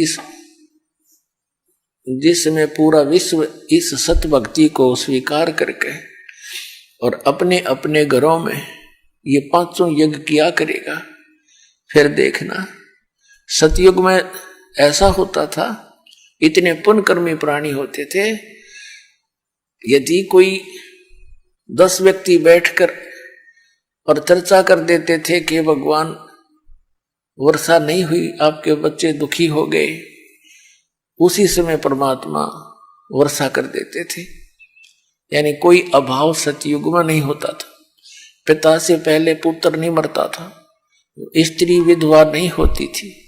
अपने आत्माओं, जब हमारे कर्म सुधर जाएंगे और जो हम कर्म कर रहे हैं सत भक्ति ये पूरा विश्व करेगा, तो सब वही सतयुग जैसा ही एक बार फिर से वातावरण होगा। तो भाई और बहनों, आप लोगों को यकीन हो जाना चाहिए कि साध संगतियों में जो भी बातें बताई जाती हैं परमात्मा के ज्ञान आधार से ही बताई जाती हैं। जैसे पूर्व की वाणियों में तैमूर लंग को परमात्मा मिले, इसका कारण है कि किसी जन्म में यह आत्मा परमात्मा कबीर जी की शरण में आकर साधना किया करती थी। सुख होने पर काल तुरंत परमात्मा को भुलाता है, सुख होने पर काल तुरंत परमात्मा को बुला देता है। जीव भक्ति भी करता है लेकिन गफलत करता है। गुरु जी के परिवार को बहुत ज्यादा सुख हो गए, बहुत ज्यादा सुख हो गए। आज गुरु जी उनको याद भी नहीं आता। नरेंद्र मोदी याद आता है कि कैसे उसकी रैली में भक्तों को बसों में भरकर भेजना है। राजनेता याद आते हैं, अपने जाट समाज के लोग याद आते हैं कि कैसे भक्तों के दान का दुरुपयोग करके और जाटों के धर्मशाला बनवा के भक्तों के कर्म फोड़ने हैं। दुनियादारी याद आती है, राजपूत करणी सेना, गुंडों की सीबीआई जांच, जाट आरक्षण, भाईचारा निभाना, भक्तों के कर्म फोड़ने के लिए ज्योति पाठ का पैसा करोड़ों में चंदे के रूप में देना। ये परमात्मा की वाणी है कि जब जीव को सुख हो जाता है वो भगवान बोलता है। इसलिए परमात्मा कहते हैं, सुख के माथे पत्थर पड़ो जो नाम हृदय से जाए, और बलिहारी उस दुख के ऊपर जो पल पल नाम रटाए। तो भाई इन कोऑर्डिनेटरों को परमात्मा ने सुख दे दिए, क्योंकि ये तो गुण है भगवान का। अगर भक्ति करोगे, सुमरण करोगे तो सुख तो मिलेगा। अरे आप मजदूरी करोगे तो तनख्वाह तो मिलेगी। लेकिन ये सुख ज्ञान पूरा ना होने के कारण फिर ये सुख हमारे जीवन को तबाह कर देता है, तबाह, परमात्मा से दूर कर देता है। फिर हम मर्यादाओं को लेकर सीरियस नहीं होते। टूट रही है तो टूटने दो, भाड़ में जाओ भक्ति, हम तो ऐसे ही चलेंगे। तो आज देख लो क्या हालत हो रही है 90% संगत की, गुरु जी के परिवार की, इन कोऑर्डिनेटरों की। आज हमें ये बेशक सुखी दिखाई दे रहे हैं लेकिन इनका भविष्य अंधकार में है, अंधकार में। सुख होने पर काल तुरंत परमात्मा को बुलाता है। तैमूर लंग ने फिर अनेकों पशु पक्षियों के जन्म भोगे। अब देखो भाई और बहनों, जिसकी एक रोटी खाकर परमात्मा ने 7 पीढ़ियों का राज दिया, वो आत्मा परमात्मा से उपदेश लेने के बाद भी पशु पक्षी की योनि में गई, पशु पक्षी की योनि में। तैमूर लंग ने फिर अनेकों पशु पक्षियों के जन्म भोगे। जब मानव जन्म हुआ, धर्म के अभाव में निर्धन घर में जन्मा। ये पिछला टांका रह गया था, साहिब हकना राक्षी, जब मांगो तब दे। कभी किसी जन्म में तैमूर लंग परमात्मा की शरण में था लेकिन भक्ति सही नहीं करी, फिर पशु पक्षियों की योनियों में चल गया। फिर उसको मनुष्य जन्म मिला। उस पिछली भक्ति के कारण, थोड़े बहुत कोई दान पुण्य के कारण वो टांका रह गया, टांका। उसके बदले में परमात्मा फिर आया अपनी आत्मा के पास, फिर एक रोटी खाई, और फिर एक रोटी खाने के कारण परमात्मा ने 7 पीढ़ी का राज दिया। कितना दयालु है परमात्मा, हमारी कितनी गलतियां माफ करता है। भले हमारी गलतियां भगवान माफ करता है लेकिन हम तो कष्ट उठा लेते हैं। हम तो पशु पक्षियों के जन्म में जाके फिर वो भोग भोगते हैं, दुख तो उठाते ही हैं। तो भाई और बहनों, आज हमें गुरुदेव ने सबका और सारा इतिहास बता दिया, आगे पीछे का। अगम निगम की खोज ले, बुद्धि विवेक विचार, उदय अस्त का राज मिले तो बिना नाम बेगार। हमने तो सुरती सतलोक में टिका के रखनी है। जीवन रूपी गाड़ी पाप कर्मों की कीच यानी कीचड़ में धस जाती है, तो धर्म उस गाड़ी को पाप रूपी कीचड़ से निकालने वाला दमदार बैल है। पारक के अंक की वाणी नंबर 1183-1186। गरीब धर्म धसकत है नहीं, धसके तीनों लोक, खैरायत में खैर हैं कीजे आत्म पोष। गरीब धर्म बिना ऐसा नरा, जैसी बांझ नार, बिंदी न्या पावे नहीं, सुनहा बया गंवार। गरीब साधु संत से नहीं, करी न अन्न की सांट, कुतका बैठा कमर में, हो गया 12 बाट। गरीब धर्म बिना दापे नहीं, यो प्राणी परपंच, भाई आस बिरानी क्यों कह रहे, तन दिया हो तो संच। सरलार्थ, धर्म कभी नष्ट नहीं होता, तीनों लोक नष्ट हो जाते हैं। खैरायत यानी दान धर्म करने से बचाव है, खैरायत में खैर है। इसलिए धर्म भंडारा लंगर करके धर्म करना चाहिए। जो धर्म नहीं करते उनको भक्ति का कोई लाभ नहीं मिलता। उदाहरण दिया है कि जैसे बांझ स्त्री का विवाह भी हो जाता है परंतु संतान नहीं होती, इसी प्रकार धर्म बिना भक्ति सफल नहीं होती। और वर्तमान इस कलयुग की बिचली पीढ़ी में, इस मोक्ष के प्राइम टाइम में, जिस औरत के संतान नहीं है, जिसको दुनिया वाले बांझ कहते हैं, भाई वो स्त्री दुनिया की सर्वश्रेष्ठ आत्माओं में से है, सर्वश्रेष्ठ आत्माओं में से है। उसके समान भाग्यवान स्त्री धरती पर कोई नहीं है। अगर उसको ज्ञान हो और सतगुरु की शरण प्राप्त हो और यदि वो मर्यादा में रह के भक्ति पर लग जाए, उस स्त्री से बढ़कर भाग्यवान स्त्री ब्रह्मा विष्णु महेश के घर में भी नहीं है। उसका तो कोई पिछला लेन देन ही नहीं है, कोई ऋण संबंधी नहीं है। अगर वो मर्यादा में रह के भक्ति करेगी, उसका तो पक्का शतलोक में नंबर है, पक्का। तो भाई और बहनों, जगत की और भगत की सोच में रात दिन का अंतर होता है, रात दिन का। जैसे बांझ स्त्री का विवाह भी हो जाता है परंतु संतान नहीं होती, इसी प्रकार धर्म बिना भक्ति सफल नहीं होती। उल्टा सुनहा कुत्ते का जीवन प्राप्त करता है। सतगुरु से दीक्षा ली नहीं, अन्न की सांठ नहीं की, यानी अन्नदान भोजन नहीं कराया, नहीं किया तो कुत्ता बनकर घर घर जाता है। कहीं कहीं उसकी कमर पर मुगदर लगाया जाता है, हाय हाय करता फिरता है। धर्म किए बिना आत्मा की संतुष्टि नहीं होती, धर्म बिना धापे नहीं यो प्राणी प्रपंच। धर्म किए बिना आत्मा की संतुष्टि नहीं होती, अन्य सब प्रपंच हैं। यदि पिछले जन्म में या इस जन्म में दान किया है तो धन मिलेगा, अन्यथा कुछ नहीं मिलेगा। वाणी नंबर 1187 1192 का सरलार्थ। बलि राजा ने 100 यज्ञ की थी, परमात्मा 52 रूप धारण करके आया था। कौन परमात्मा? सतगुरु रामपाल जी भगवान, ये कबीर भगवान। ये धर्म का प्रभाव था कि परमात्मा को आना पड़ा। राजा बलि भगत प्रहलाद का पोता था, पिता का नाम बैलोचन था। राजा बलि ने 4 यज्ञ की थी, 52 रूप परमात्मा को आना पड़ा। यानी जहां पर धर्म होता है, धर्म, वहां मजबूरन परमात्मा को आना पड़ता है। क्या समझे? वर्तमान में सबसे बड़ा धर्म कहां हो रहा है, कौन कर रहा है? अपने गुरु को इष्ट मानकर गीता अध्याय 3 श्लोक 13 के अनुसार घर घर भोग कौन लगा रहा है? अरे राजा बलि ने यज्ञ तो किया था, भंडारा ही तो किया था। किसको जिमाया? दुनिया को। आप और हम किसको जिमा रहे हैं? अपने इष्ट को, जो पूरे संसार का पालन पोषण कर रहा है। उस परमेश्वर को खुश करने के लिए उसके विधान अनुसार उसको इष्ट मानकर भोग लगा रहे हैं घर घर में। इससे बड़ा धर्म यज्ञ संसार में कोई दूसरा नहीं है। राजा बलि का धर्म यज्ञ भी फैल है इस धर्म के आगे, जो धर्म वर्तमान में सतसेवकों के घरों में प्रतिदिन हो रहा है। अपने गुरु को इष्ट मान के भोग लगाया जा रहा है।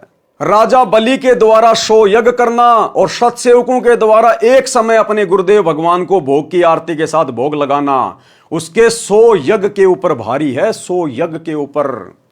तो जब राजा बलि के यज्ञ के कारण परमात्मा को 52 रूप धारण करके आना पड़ा, तो क्या आज हम सतसेवकों के घरों पे परमात्मा नहीं आएगा? परमात्मा ने देखा रे ये तो तीनों टाइम भोग लगाते हैं, सुबह भी, दोपहर भी, शाम भी। फिर मेरे को सुबह भी आना पड़ता है, दोपहर भी आना पड़ता है, शाम को भी आना पड़ता है। तो परमात्मा ने प्रेरणा की कि बच्चों तुम तो मेरा बेड ही लगा दो। अब मैं तीनों समय हिसार जेल से आता हूं जाता हूं, तुम एक काम करो, मेरा बेड लगा दो, मैं यही ना बैठ जाऊंगा। भाई मुझे जेल में बैठना, मुझे यहां बैठना, तो क्यों ना मैं यहीं बैठ जाऊं, बार बार आना तो नहीं पड़ेगा। तो परमेश्वर अपने प्रत्येक बच्चे के घर में विराजमान है, जो गुरु को इष्ट मान के भोग लगाते हैं। क्या कह रहे हैं परमात्मा? आना पड़ता है भगवान को। और हम तो परमात्मा से विशेष विनती करते हैं। अरे राजा बलि तो केवल इंद्र का राज्य प्राप्त करने के लिए धर्म यज्ञ कर रहा था, मोक्ष के लिए नहीं कर रहा था। उसको तो पता भी नहीं था भगवान कौन है, भक्ति क्या है, मोक्ष क्या होता है।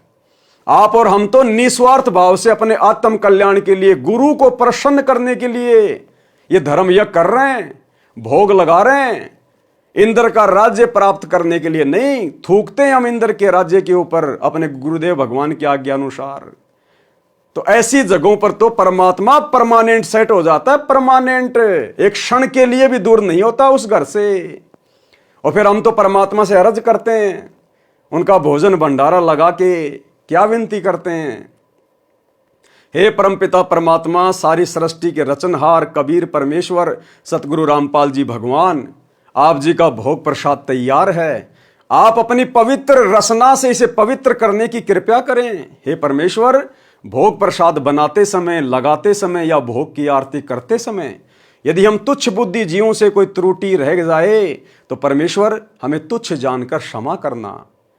जब हम परमात्मा से अरदास कर रहे हैं तो क्या परमात्मा अपनी पवित्र रसना से उस भोग प्रसाद को ग्रहण करके हमारे लिए पवित्र नहीं करेंगे क्या? हो ही नहीं सकता कि परमात्मा ना आए और भोग ग्रहण ना करें। ये तो अनंत कोटि कलाओं का स्वामी है। अगर पूरी सृष्टि जिसमें अरबों खरबों जीव हैं, अगर सभी परमात्मा को तीनों समय भोग लगाएं, ये परमात्मा तो प्रत्येक के पास में भिन्न भिन्न रूप बना के सूक्ष्म रूप में प्रकट हो जाएगा। इतना समर्थ है। गरीब सब पदवी के मूल हैं, सकल सिद्धि हैं तीर, और दास गरीब सत्य पुरुष भजो, अविगत कला कबीर। अरे जब काल एक जीव 1000 कला का स्वामी है, 1000 रूप बना सकता है। अक्षर पुरुष एक जीव है, 10,000 कला का स्वामी है, 10,000 रूप बना सकता है। और सतगुरु रामपाल जी भगवान अनंत कोटि कलाओं के स्वामी हैं।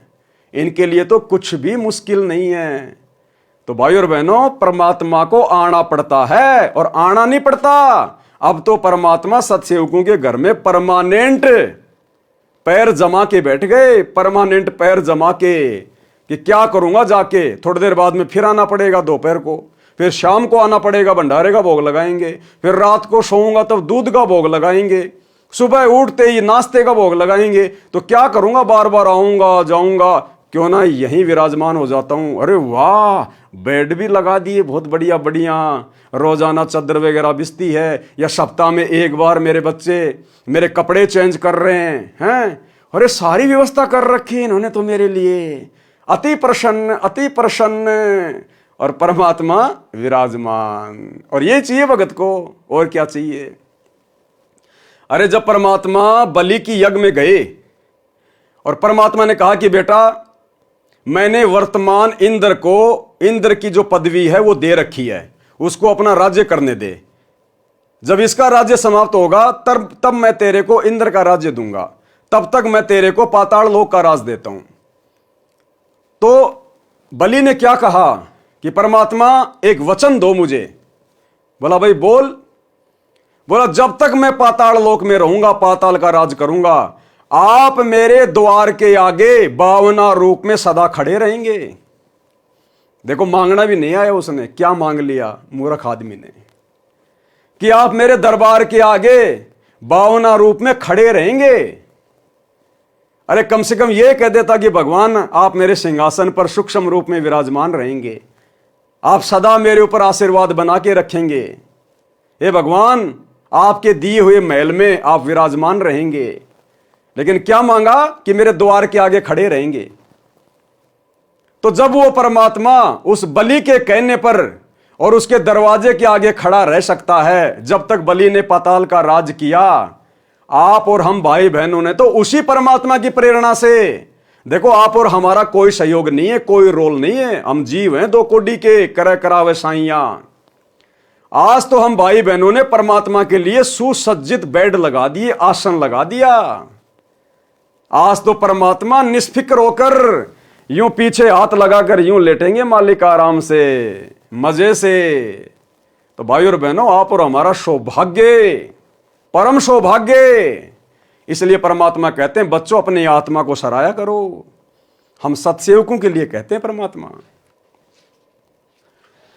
बलि राजा ने 100 यज्ञ की थी, परमात्मा 52 रूप धारण करके आया था। यह धर्म का प्रभाव था कि परमात्मा को आना पड़ा, परमात्मा को आना पड़ा। राजा बलि भगत प्रहलाद का पोता था, पिता का नाम बैलोचन था। राजा बलि ने 4 यज्ञ की थी, 52 रूप परमात्मा को आना पड़ा। वाणी नंबर 1190, 1191। गरीब एक यज्ञ है धर्म की, दूजी यज्ञ है ध्यान, तीजी यज्ञ है हवन की, चौथी यज्ञ परिणाम। गरीब 4 वेद का मूल सुन, सब संवेद संगीत, बलि को ये चारों कैरी 52 उतरे प्रीत। सरलार्थ, जो 4 यज्ञ राजा बलि ने की वे हैं धर्म यज्ञ, ध्यान यज्ञ, हवन यज्ञ और प्रणाम यज्ञ। बलि को कुछ समय के लिए पाताल लोक में छोड़ दिया है। क्या कह रहे हैं गुरुदेव? शब्दों को पकड़ना भाई और बहनों। गुरुदेव कह रहे हैं कि बलि को वर्तमान में कुछ समय के लिए पाताल लोक में छोड़ दिया है। यह शब्द कौन कहेगा? जिसने खुद छोड़ा है। लिख कौन रहे हैं? गुरुदेव भगवान। क्या कह रहे हैं? शब्दों को पकड़ना। बलि को कुछ समय के लिए पाताल लोक में छोड़ दिया है। अगर छोड़ने वाला कोई और होता तो यह लिखते कि बलि को कुछ समय के लिए पाताल लोक में छोड़ दिया था। तो गुरुदेव भगवान स्वयं वो परमात्मा है जो बलि के पास में 52 रूप धारण करके गए थे। बलि को कुछ समय के लिए पाताल लोक में छोड़ दिया है। वह वर्तमान इंद्र के शासन काल को पूरा होने के बाद इंद्र की गद्दी पर बैठकर स्वर्ग का राज करेगा। इतना अमर किया है बलि को। और उसके बाद क्या होगा? उसके बाद फिर 84 लाख योनियों में गधा, कुत्ता, शुअर बनेगा। देखो, परमात्मा तो उसके पास भी गया और जाने के बाद भी क्या मिला उसको? वर्तमान में वो पाताल का राजा, उसके बाद देवताओं का राजा बनेगा, इंद्र बनेगा। और इंद्र की योनि कहां से शुरू होती है? गधे से। तो आप और हम कितनी पुण्य आत्मा है उस परमात्मा की। इसलिए गुरुजी कहते हैं बच्चों अपने भाग्य को सराहो कि तुम फाइनल स्टेज पे आ गए। तुम्हारा कुछ भी लेन देन बाकी नहीं है यहां, कुछ भी। और वर्तमान का जो भी थोड़ा बहुत है वो इस भक्ति से परमात्मा काट देगा।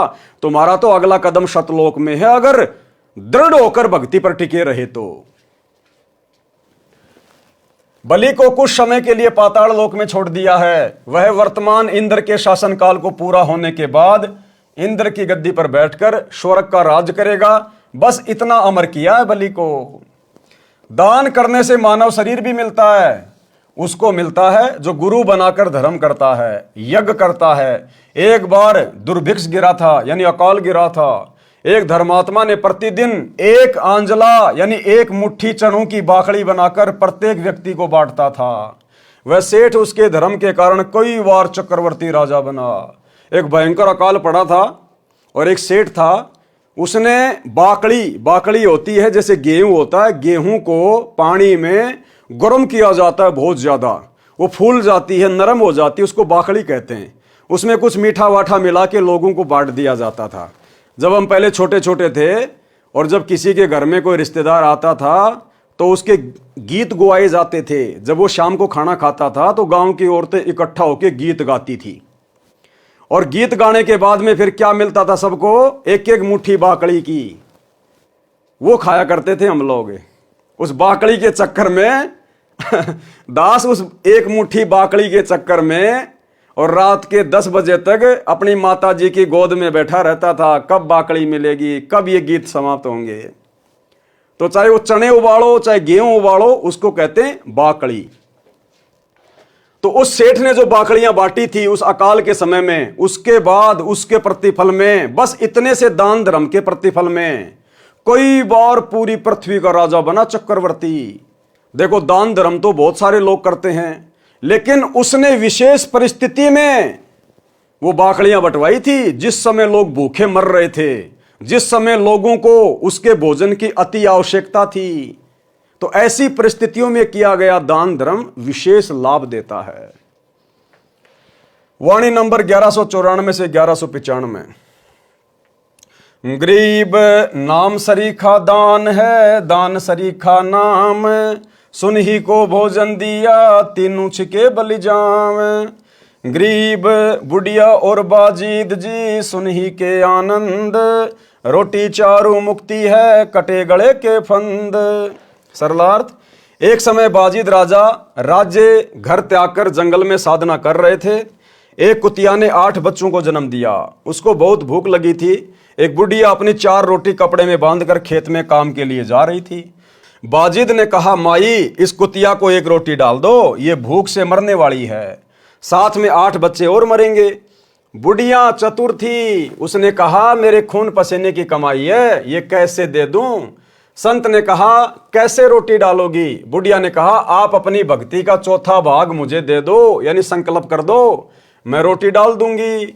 संत ने अपनी साधना का 1/4 भाग संकल्प कर बुढ़िया को दे दिया। ये गलती वर्तमान में आप और हम भगत भाई बहनों ने नहीं करनी है।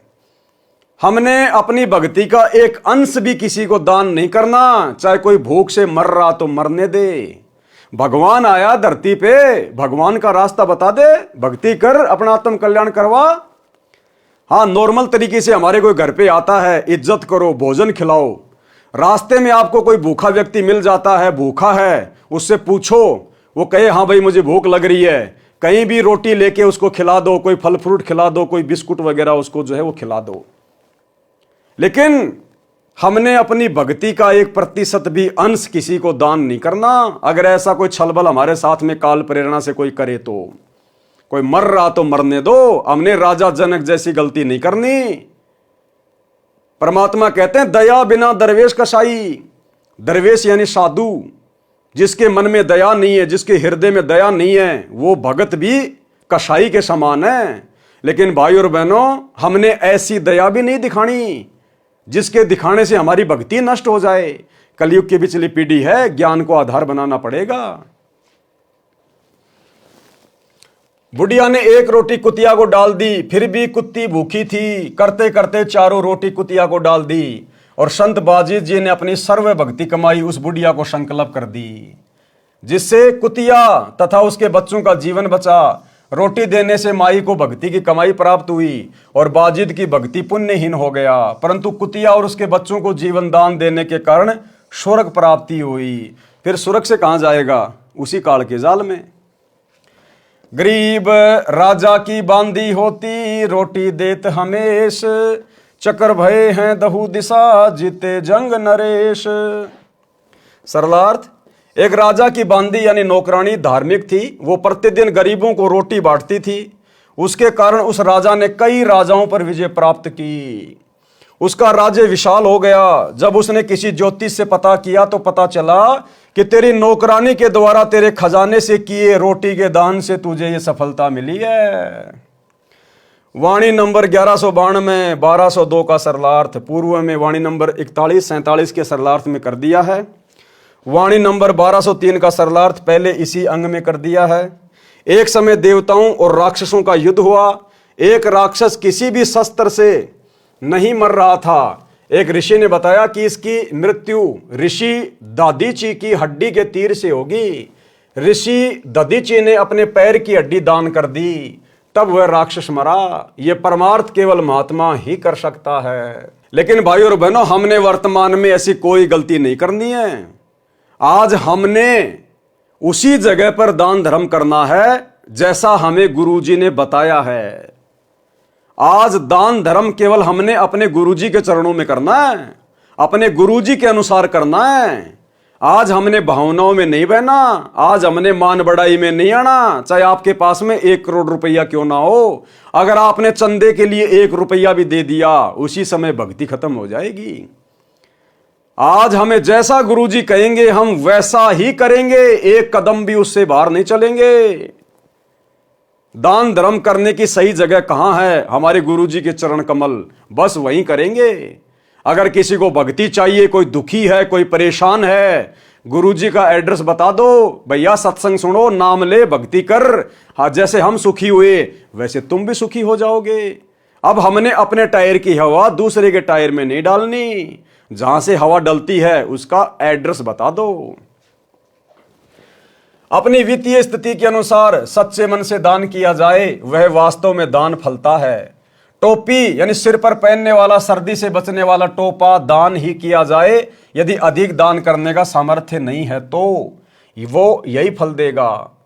कोपीन जो साधु लंगोट पहनते हैं, जो 6 इंच चौड़ा 3 फुट लंबा कपड़े का टुकड़ा होता है, यदि अधिक दान करने का सामर्थ्य नहीं है तो सच्ची श्रद्धा से इतना भी दान लाभ देगा। लेकिन हमने वर्तमान में टोपा टापा कोपिन कापिन कुछ दान नहीं करना। कोपिन का मतलब होता है अंडरवियर और टोपे का मतलब होता है जो सिर पे पहनते हैं सर्दी में टोपा। हमने वैसे किसी को दान नहीं करना। हाँ, यदि आपके घर पे आपके पास में टोपा है, एक्स्ट्रा है, और आपसे यदि कोई मांग रहा है तो उसको दे दो, उसमें दिक्कत नहीं है। ऐसा नहीं आपने 10-20 टोपे खरीद लिए और मार्केट में जाके दान करने लग गए कि मुझे लाभ होगा, हैं, मेरा धर्म हो जाएगा, सारी भक्ति का सत्यानाश हो जाएगा। भक्ति का सत्यानाश है।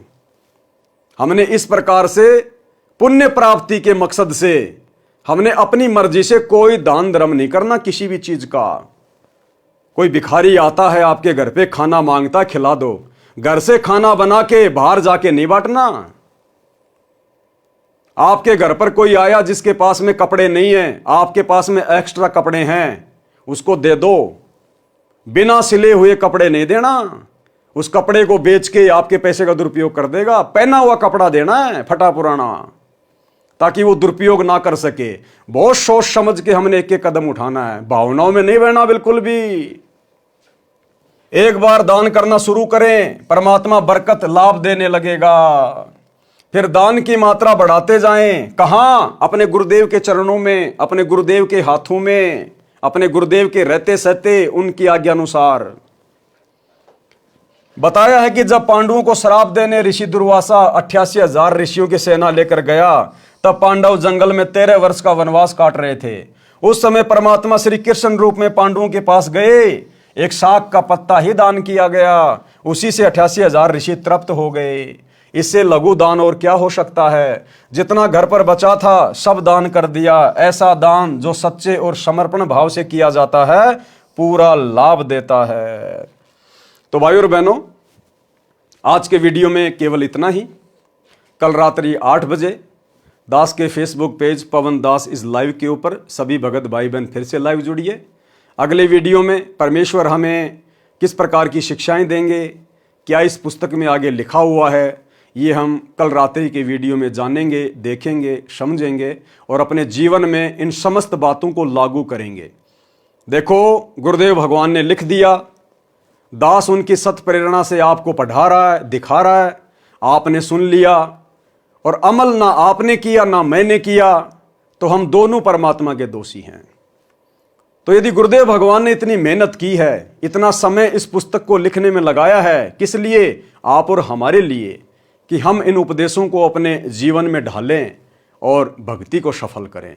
तो हमने इन समस्त बातों को अपने जीवन में साथ में लागू भी करते हुए आगे बढ़ना है, तभी इसको पढ़ने और पढ़ाने का कोई फायदा है। और हम गुरुदेव भगवान से प्रार्थना करते रहें, विनती करते रहें कि परमात्मा आप समर्थ हैं, हम 2 कोटि के जीव हैं मालिक, आप दया करना परमात्मा, आप हमारे जीवन में इन समस्त बातों को लागू करवाने की शक्ति देना। तो भाइयों और बहनों, आज के वीडियो में केवल इतना ही। गुरुदेव भगवान हम सबको आज्ञा दें, इजाजत दें, आशीर्वाद दें। बंदी छोड़ सतगुरु रामपाल जी भगवान की जय हो। भाई जो गुरु बचन पे डट गे, कट गे फंद 84 के, कट गे फंद 84 के, कट गे फंद 84 के।